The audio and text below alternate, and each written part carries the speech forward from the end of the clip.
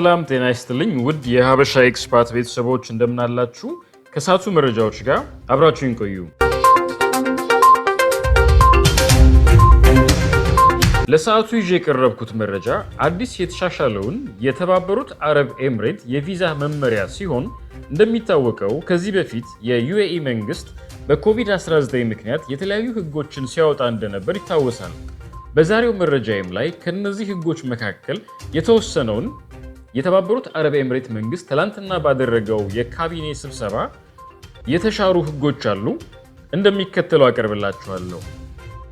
ለቻናላችን አዲስ የሆናችሁ ሀበሻ ኤክስፓትን ሰብስክራይብ በማድረግ ትክክለኛና ወቅታዊ መረጃዎችን ሁልጊዜ በፍጥነት እንድታገኙ የደውል ምልክቱን በመጫን ቤተሰብ እንድትሆኑ እያስታወስኩ ወደ መረጃው ገባለሁ።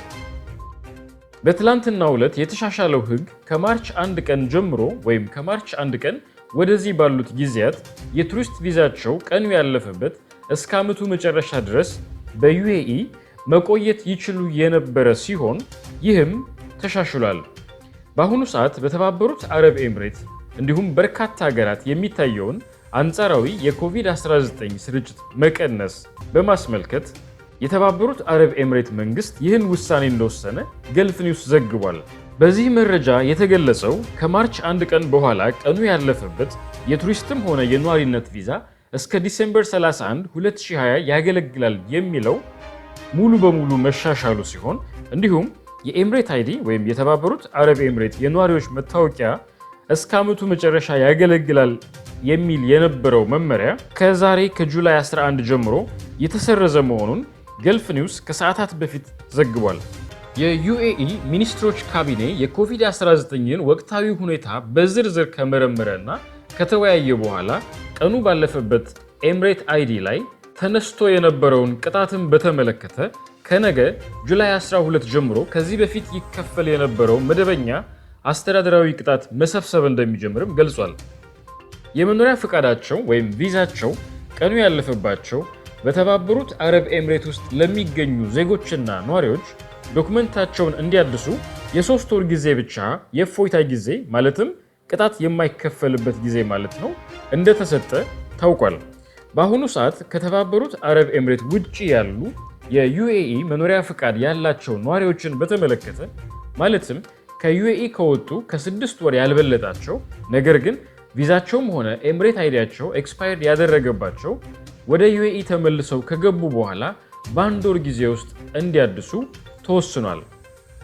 በአሁኑ ሰዓት ከተባበሩት አረብ ኤምሬት ውጪ ያሉና የመኖሪያ ፈቃዳቸው ከማርች 1 ቀን በኋላ ቀኑ ያለፈበት ወይም ኤክስፓየርድ ያደረገባቸው እንዲሁም ወደ ዩኤኢ ሳይገቡ 6 ወር ያለፋቸው ነዋሪዎች በሁለቱ ሀገራት መካከል የአየር ትራንስፖርት ከተከፈተበት ዕለት አንስቶ ማለትም ለምሳሌ በኢትዮጵያና በተባበሩት አረብ ኤምሬት መካከል ከጁላይ 8 ጀምሮ በረራዎች እንደተከፈቱ ከኢትዮጵያ አየር መንገድ ለማወቅ ችለናል።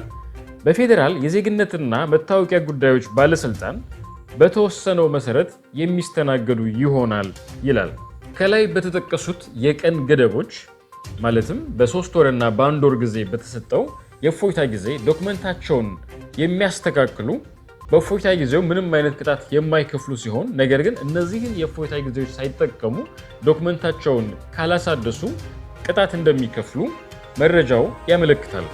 ይህ በእንዲህ እንዳለ በተለያየ ጊዜ የምታነሱልን ጥያቄዎች ማለትም አዲስ የቪዛ ምህረት አዋጅን በተመለከተ ከዚህ በፊት በተባበሩት አረብ ኤምሬት ህጋዊ የመኖሪያ ፈቃድ የሌላቸው በተለያየ ሁኔታ ይኖሩ የነበሩትን በተመለከተ ከሜይ 18 ቀን እስከ ኦገስት 18 ቀን ጊዜ ባሉት 3 ወራት ጊዜ ውስጥ ሀገሪቱን ለቀው እንዲወጡ የተባበሩት አረብ ኤምሬት መንግስት በተደጋጋሚ ሲያሳስብ የቆየ ሲሆን እኛም በሀበሻ ኤክስፓት በኩል በተባበሩት አረብ ኤምሬት የኢትዮጵያ ባለሙሉ ስልጣን አምባሳደር ከሆኑት ክቡር አምባሳደር ሱሌማን ደደፎን በመጋበዝ እንዲሁም በተባበሩት አረብ ኤምሬት የኮቪድ-19 መከላከል ግብረ ኃይል አባላት የሆኑትን የተለያዩ ኮሚቴ አመራሮችን በመጋበዝ በተደጋጋሚ ባደረግናቸው ቆይታዎች ሁሉም በአንድ ድምፅ ያስተላለፉት መልእክት ቢኖር በህገወጥ መንገድ በተባበሩት አረብ ኤምሬት የሚኖሩ ኢትዮጵያውያን በዚህ የቪዛ ምህረት አዋጅ በመጠቀም ሀገሪቷን ለቀው እንዲወጡና ሁኔታዎች በሚስተካከሉ ጊዜ ተመልሰው እንዲመጡ ነው። እኛም እንደ ሀበሻ ኤክስፓት የምንለው ይህንኑ ነው። እባካችሁ የሀገሪቷ የሥራ ዕድሎች የተጣበቡ ናቸው። በዚህ የቪዛ ምህረት አዋጅ በመጠቀም ወደ ሀገራችሁ ግቡ፣ ሁኔታዎች ሲሻሻሉ ተመልሳችሁ ትመጣላችሁ የሚለው የዕለቱ መልእክታችን ነው። ስላዳመጣችሁኝ አመሰግናለሁ።